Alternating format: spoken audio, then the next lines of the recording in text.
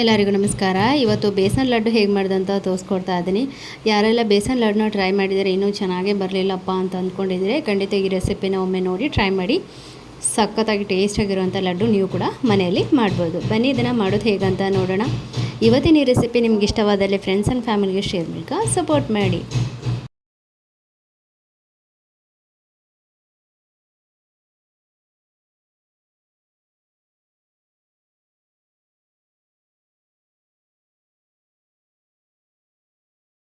ಫಸ್ಟಿಗೆ ಇಲ್ಲಿ ಒಂದು ಬೌಲಿಗೆ 2 ಕಪ್ ಆಗುವಷ್ಟು ಕಡಲೆ ಹಿಟ್ಟನ್ನು ಹಾಕ್ಕೊಳ್ಳಿ. ತರಿ ಇದ್ರೂ ಪರವಾಗಿಲ್ಲ ಅಥವಾ ನೈಸ್ ಇದ್ದರೂ ಪರವಾಗಿಲ್ಲ. ಇದಕ್ಕೆ 2 ಟೇಬಲ್ ಸ್ಪೂನಷ್ಟು ತುಪ್ಪವನ್ನು ಹಾಕ್ಕೊಳ್ಳಿ. 1 ಟೇಬಲ್ ಸ್ಪೂನಷ್ಟು ಹಾಲನ್ನು ಹಾಕ್ಕೊಂಡು ಚೆನ್ನಾಗಿ ಮಿಕ್ಸ್ ಮಾಡ್ಕೊಳ್ಳಿ.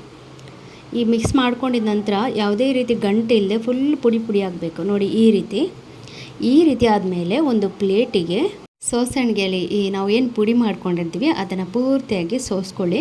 ಗಂಟು ಇರುತ್ತೆ, ಆದ್ರೂ ಸ್ವಲ್ಪ ನಾವು ಗಟ್ಟಿಯಾಗಿ ಇದು ಮಾಡಿಬಿಟ್ಟು ಪುಡಿ ಮಾಡ್ಕೊಳ್ಬೇಕಾಗತ್ತೆ. ಮಿಕ್ಸಿನಲ್ಲಿ ಪುಡಿ ಮಾಡಲಿಕ್ಕೆ ಹೋಗಬೇಡಿ, ಅದು ಹಿಟ್ಟಾಗ್ಬೋದು, ಅಂದರೆ ಗಟ್ಟಿ ಆಗ್ಬೋದು.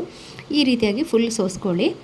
ನಂತರ ಇಲ್ಲಿ ಅರ್ಧ ಕಪ್ ಸಕ್ಕರೆ, ಒಂದು 4 ಏಲಕ್ಕಿ ಹಾಕಿಬಿಟ್ಟು ಇದನ್ನು ಚೆನ್ನಾಗಿ ಪುಡಿ ಮಾಡ್ಕೊಳ್ಳಿ. ಸೊ ನೋಡಿ, ಪುಡಿ ಮಾಡ್ಕೊಂಡಿದ್ದಾಗಿದೆ. ಇಲ್ಲಿ ಸ್ಟವ್ನ ಹಚ್ಚಿಬಿಟ್ಟು ಒಂದು ಪಾತ್ರೆನ ಬಿಸಿ ಮಾಡಲಿಕ್ಕೆ ಇಟ್ಕೊಳ್ಳಿ. ದಪ್ಪ ತಳದ ಪಾತ್ರೆ ಒಳ್ಳೆಯದು. ಅರ್ಧ ಕಪ್ ಆಗೋಷ್ಟು ತುಪ್ಪನ ಪಾತ್ರೆಗೆ ಹಾಕ್ಕೊಳ್ಳಿ. ಅದು ತುಂಬ ಬಿಸಿ ಆಗಬೇಕಂತಿಲ್ಲ, ಜಸ್ಟ್ ಮೆಲ್ಟ್ ಆದರೆ ಸಾಕು. ನಂತರ ಈ ಪುಡಿ ಮಾಡಿ ಇಟ್ಕೊಂಡಿದ್ವಲ್ಲ, ಅಂದರೆ ಸೋಸಿ ಇಟ್ಕೊಂಡಿದ್ವಲ್ಲ ಕಡಲೆ ಹಿಟ್ಟು, ಅದನ್ನು ಇದಕ್ಕೆ ಹಾಕ್ತಾ ಹೋಗಿ.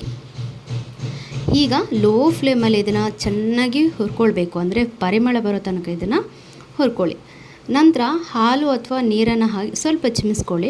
ಒಂದು 1/4 ಕಪ್ ಆಗೋಷ್ಟು ನೀರನ್ನ ನಾನು ಸ್ವಲ್ಪನೇ ಚಿಮಿಸ್ಕೊಂಡು ಫ್ರೈ ಮಾಡ್ಕೊಳ್ತಾ ಇದ್ದೀನಿ. ಇದರಿಂದ ತುಪ್ಪ ಮತ್ತು ನೀರು ಒಟ್ಟಿಗೆ ಸೇರಿ ಈ ಬೇಸನ್ ಅಂದರೆ ಕಡಲೆ ಹಿಟ್ಟು ಚೆನ್ನಾಗಿ ಬೇಯುತ್ತೆ. ನೀವು ನೀರಿನ ಬದಲಾಗಿ ಹಾಲನ್ನು ಕೂಡ ಹಾಕ್ಕೊಳ್ಬೋದು. ಈಗ ಚೆನ್ನಾಗಿ ಇದೊಂದು ಪರಿಮಳ ಬರುತ್ತೆ, ತುಪ್ಪ ಬಿಟ್ಕೊಳ್ತಾ ಬರುತ್ತೆ. ಅಲ್ಲಿ ತನಕ ನೀವು ಇದನ್ನು ಲೋ ಫ್ಲೇಮಲ್ಲಿ ಫ್ರೈ ಮಾಡ್ಕೊಳ್ಬೇಕು.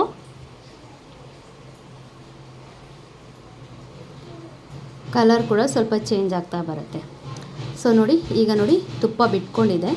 ಈಗ ಇದಕ್ಕೆ ನಾವು ಏಲಕ್ಕಿ ಸಕ್ಕರೆ ಎಲ್ಲ ಹಾಕಿ ಪುಡಿ ಮಾಡಿದ್ವಲ್ಲ, ಅದನ್ನು ಪೂರ್ತಿ ಹಾಕ್ಕೊಂಡ್ಬಿಟ್ಟು ಚೆನ್ನಾಗಿ ಮಿಕ್ಸ್ ಮಾಡಿ.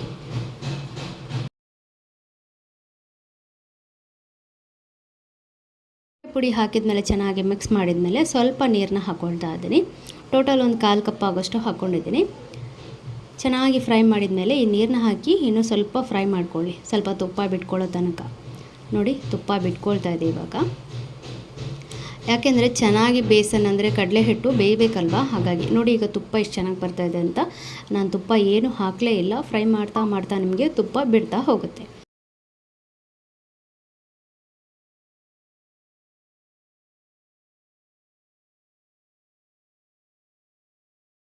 ಸೊ ನೋಡಿ, ತುಪ್ಪ ಬಿಟ್ಟಿದೆ, ಸಾಕು. ಈಗ ಇದನ್ನು ಕೆಳಗೆ ಒಂದು ಪ್ಲೇಟಿಗೆ ಹಾಕ್ಕೊಂಡು ಸ್ವಲ್ಪ ತಣಿಲಿಕ್ಕೆ ಬಿಡೋಣ.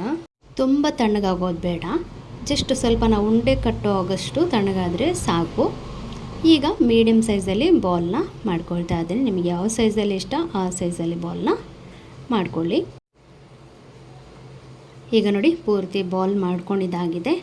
ಮೇಲ್ಗಡೆ ನಿಮಗೆ ಪಿಸ್ತಾ ಅಥವಾ ಗೋಡಂಬಿ ಪುಡಿ ಮಾಡ್ಕೊಂಬಿಟ್ಟು ಈ ರೀತಿ ಹಾಕ್ಕೊಳ್ಬೋದು ಬೇಕಿದ್ದರೆ. ಇಲ್ಲಾಂದರೆ ನೀವು ಫಸ್ಟಿಗೆ ನಾವು ಮಿಕ್ಸ್ ಮಾಡ್ತೀವಲ್ವ, ಆಗಲೇ ತುಪ್ಪದಲ್ಲಿ ಫ್ರೈ ಮಾಡ್ಕೊಳ್ಬೋದು. ಸೊ ಇದನ್ನು ಮಾಡೋ ವಿಧಾನವನ್ನು ನೋಡಿದ್ರಲ್ಲ ಎಷ್ಟು ಸಿಂಪಲ್ ಅಂತ. ಏನಂದರೆ ಸ್ವಲ್ಪ ತಾಳ್ಮೆ ಬೇಕು, ಲೋ ಫ್ಲೇಮಲ್ಲಿ ಇಟ್ಟು ಇದನ್ನು ಫ್ರೈ ಮಾಡ್ಕೊಳ್ಳೋದ್ರಿಂದ ಎಷ್ಟು ಚೆನ್ನಾಗಿರೋವಂಥ ಲಾಡು ನೀವು ಕೂಡ ಮನೆಯಲ್ಲಿ ಮಾಡ್ಬೋದು. ಸೊ ಇವತ್ತಿನ ಈ ರೆಸಿಪಿ ನಿಮ್ಮೆಲ್ಲರಿಗೂ ಇಷ್ಟವಾದಲ್ಲಿ ಫ್ರೆಂಡ್ಸ್ ಆ್ಯಂಡ್ ಫ್ಯಾಮಿಲಿಗೆ ಶೇರ್ ಮೂಲಕ ಸಪೋರ್ಟ್ ಮಾಡಿ. ಸಿಗೋಣ ಮತ್ತೊಂದು ರೆಸಿಪಿಯೊಂದಿಗೆ. ಅಲ್ಲಿವರೆಗೆ ಎಲ್ಲರಿಗೂ ಧನ್ಯವಾದ.